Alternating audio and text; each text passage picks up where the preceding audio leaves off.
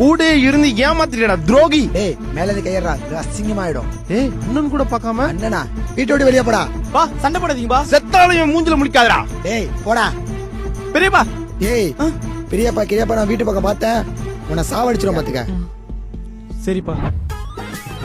ரியாஸ் நான் அமைதியா போய்டும். பெரியப்பா அட நீங்க என்ன பண்றீங்க? அப்பா கூட சண்டை போடுறதுனால பேச மாட்டேன்னு நினைச்சேன்பா.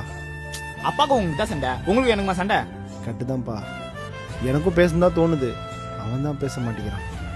அதெல்லாம் சரியிடும் பெரியப்பா. சரி பாத்துப்பா, பாத்து போங்க. என்னங்க சொல்றீங்க? ஆக்சிடென்ட் ஆயிடுச்சா? இது ஒண்ணே வரேன். இதோ ஒன்னே வரேன்.